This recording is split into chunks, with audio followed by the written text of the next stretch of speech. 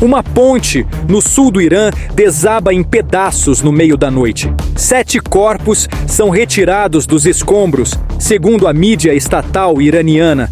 A 2 quilômetros dali, em Doha, no Catar, uma criança é atingida por estilhaço de metal quando uma explosão sacode a capital. E na Síria, pela primeira vez em 4 meses de guerra, mísseis iranianos cruzam a fronteira atrás de um alvo americano. Tudo isso nas últimas 48 horas. E tem uma linha que até agora ninguém tinha cruzado, dos dois lados. Uma linha que separava guerra entre forças militares, de guerra contra a infraestrutura que mantém as pessoas vivas. Pontes, usinas, hospitais, estradas, o tipo de alvo que, historicamente, sempre custou caro demais para atacar. Essa linha está sendo apagada agora. E é por isso que o que está acontecendo neste exato momento no Irã não é só mais uma rodada de bombardeios. É a abertura de uma fase da guerra que ninguém, nem os próprios comandantes americanos, tinha testado até aqui. A pergunta que vai guiar esse vídeo é simples de fazer e difícil de responder. Por quê? Depois de meses trocando ataques militares e evitando alvos civis, os dois lados decidiram, quase ao mesmo tempo, que valia a pena arriscar cruzar essa linha. E o que acontece com o resto do Oriente Médio se ela cair de vez? Para entender isso, você precisa voltar comigo alguns meses. Rápido, prometo. No dia 28 de fevereiro deste ano, Estados Unidos e Israel lançaram um ataque conjunto contra o Irã. Foi o primeiro dia de uma guerra que já dura quase 5 meses. E logo naquele primeiro dia, aconteceu algo que mudou o Irã por dentro. O líder supremo, Ayatollah Ali Khamenei, no comando havia 37 anos, foi morto num ataque aéreo em Mashhad, sua cidade natal. O filho dele, Mojtaba Khamenei, estava junto no momento do ataque, ficou ferido e ficou fora dos holofotes por semanas.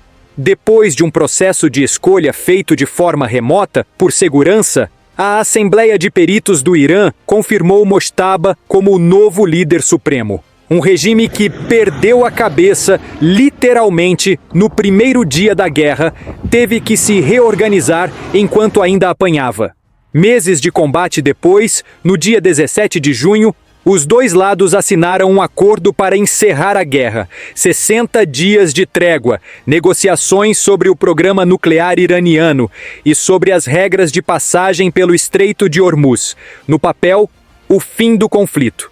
Durou menos de 3 semanas. No dia 7 de julho, esse acordo provisório entrou em colapso. O Irã atacou navios no Estreito de Hormuz. Os Estados Unidos responderam com ataques aéreos. E dali para frente, foi uma escalada em cadeia. Washington reimpôs o bloqueio naval aos portos iranianos. O Irã voltou a declarar o Estreito fechado. E os dois lados entraram numa rotina sombria de trocar golpes praticamente todos os dias. Só que, até aqui, essa rotina tinha um limite silencioso. Dos dois lados. Enquanto trocavam ataques diariamente, tanto os americanos quanto os iranianos evitavam ultrapassar os parâmetros estabelecidos lá no começo da guerra. Infraestrutura civil e alvos econômicos de grande porte continuavam, em grande parte, fora da lista. Não por generosidade, por cálculo.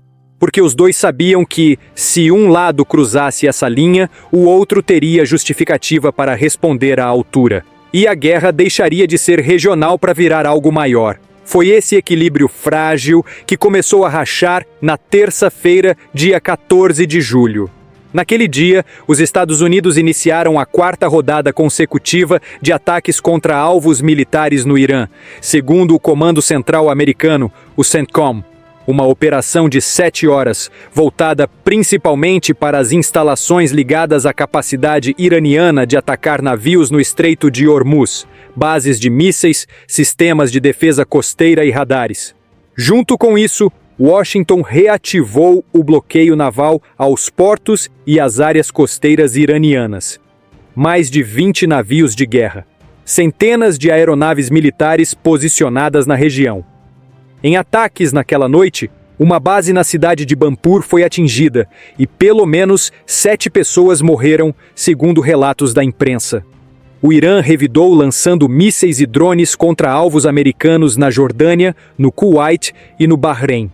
E foi na mesma terça-feira, numa entrevista à Fox News, que Donald Trump fez a ameaça que muda o tamanho dessa história. Ele disse que na semana seguinte os alvos passariam a ser usinas de energia e pontes. A frase dele foi direta. Na próxima semana vêm as usinas elétricas, na próxima semana vêm as pontes. E completou dizendo que só deixaria os alvos do setor energético por último, mas que no fim acabaria atingindo-os também, a menos que o Irã voltasse à mesa de negociações. Presta atenção no que isso representa. Usinas de energia e pontes não são alvos militares, são a espinha dorsal de como um país inteiro se move, se abastece e sobrevive no dia a dia. É exatamente o tipo de alvo que, até aquele momento, os dois lados tinham evitado tocar. Lembra da taxa de 20% que os Estados Unidos cobrariam de todo navio que passasse pelo estreito como parte do papel de guardião de Hormuz? Pois é, foi cancelada. Trump revogou a cobrança na mesma terça-feira, 14 de julho, pouco antes de fazer a ameaça às usinas e pontes. Ou seja, o plano de transformar o controle do estreito num negócio lucrativo já não está mais em vigor da forma como foi anunciado. A guerra mudou de fase e a estratégia econômica ficou para trás. Só que uma ameaça, sozinha, ainda é só uma ameaça. O que aconteceu nos dias seguintes é que ela deixou de ser hipótese. Na quarta-feira, dia 15, veio a quinta noite seguida de bombardeios. Outra operação de 7 horas, atingindo bases de mísseis e drones, capacidade naval e sistemas de defesa costeira perto do estreito. Na quinta-feira, dia 16, o CENTCOM divulgou a lista mais recente de alvos atingidos e, pela primeira vez em mais de uma semana, incluiu nela algo chamado infraestrutura de logística militar. Uma categoria mais ampla do que os alvos puramente militares dos dias anteriores. Um sinal de que a definição do que estava na mira tinha começado a se esticar. E então chegou a sexta-feira, dia 17 de julho, hoje. E é aqui que a linha realmente se rompe. Os Estados Unidos intensificaram a campanha de bombardeios e desta vez atingiram diretamente pontes e um aeroporto. A mídia estatal iraniana informou que pelo menos 5 pontes foram atingidas no sul do país. No porto de Bandar Kamir, 7 pessoas teriam morrido em ataques contra pontes e a estação de trem da cidade também teria sido atingida. Mais a leste, numa província que faz fronteira com o Paquistão, há relatos de um ataque ao aeroporto de Iran Shah. E também circularam relatos de outros ataques fatais, incluindo a morte de uma mulher e o ferimento do filho dela no porto de Bandar Abbas. Preciso ser direto com você aqui. Nenhum desses números foi confirmado de forma independente pela Reuters. São informações da mídia estatal iraniana e de relatos que ainda não passaram por verificação externa. Isso não significa que sejam falsos. Significa que, neste momento, são alegações de um lado do conflito, não fatos confirmados. E é assim que esse canal vai tratar essa informação até que surja uma confirmação independente. O que dá para confirmar, isso sim, é que autoridades americanas admitiram que os ataques ao sul do Irã visam, em parte, dar mais opções ao presidente Trump para os próximos passos. Ou seja, não é só destruição pela destruição, é construção de capacidade de escolha. E o Irã não ficou parado esperando. O regime iraniano afirmou ter atacado bases americanas no Kuwait e no Bahrein, além de uma estação de radar dos Estados Unidos em Omã. Explosões foram ouvidas em Doha, a capital do Catar, onde o Ministério do Interior confirmou que uma criança ficou ferida por estilhaços. Esse dado, diferente dos outros, veio de uma fonte governamental catariana.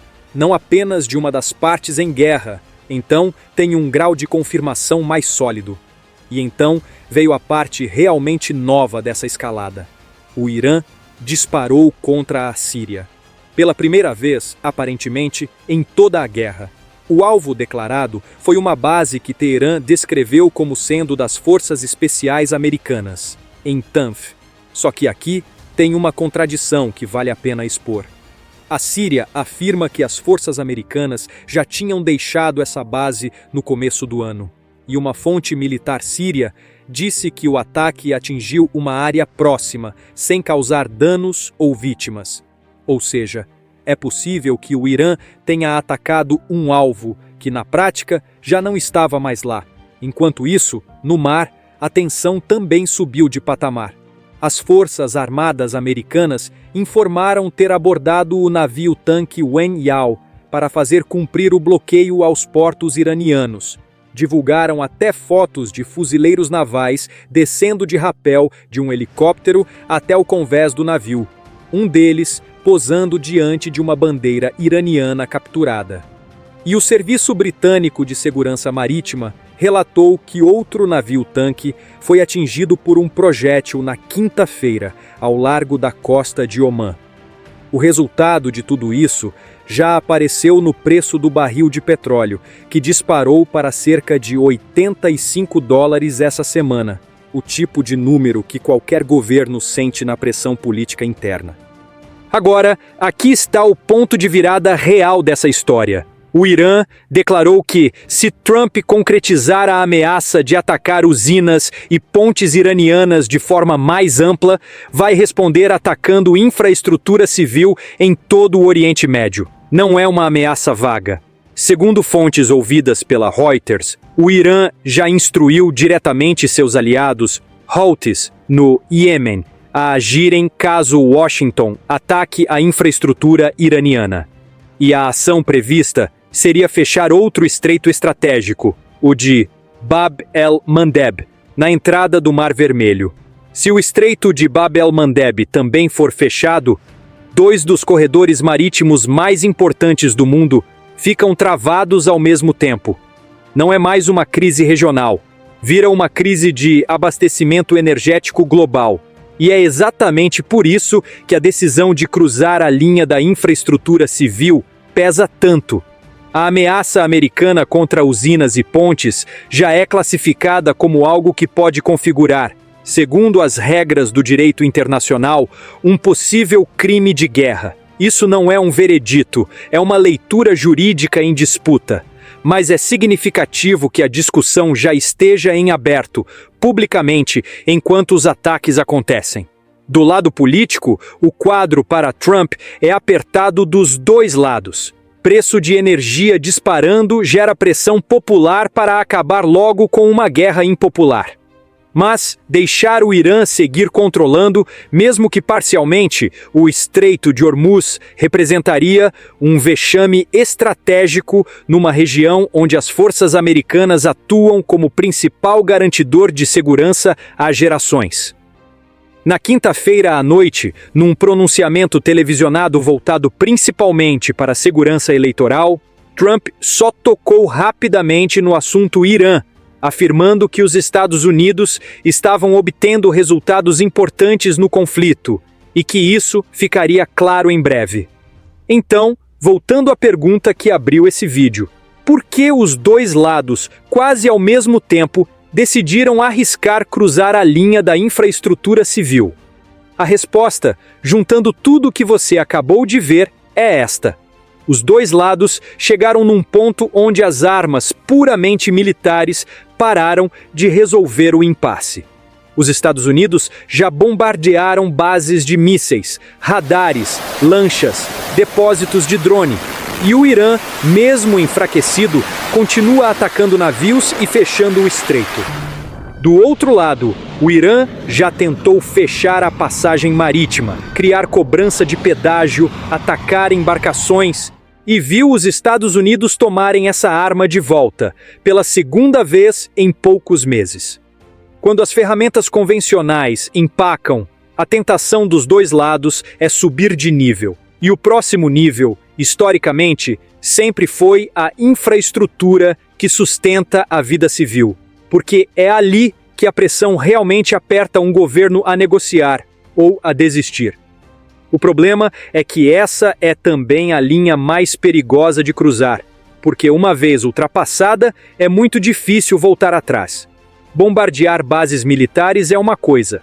Destruir uma usina de energia que abastece hospitais ou uma ponte que liga cidades inteiras muda a natureza do conflito e dá ao outro lado a justificativa moral e estratégica para responder com a mesma intensidade em qualquer lugar da região.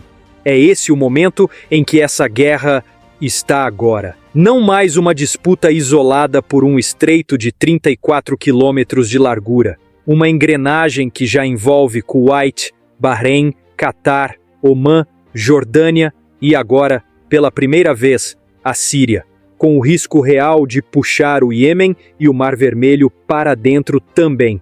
Se você gostou do vídeo, se inscreva no canal e deixa nos comentários o que você acha. Os Estados Unidos vão realmente cruzar a linha e atacar a infraestrutura civil iraniana em larga escala, ou essa ameaça de Trump é só mais uma pressão para forçar o Irã a negociar? Obrigado por assistir. Até o próximo vídeo.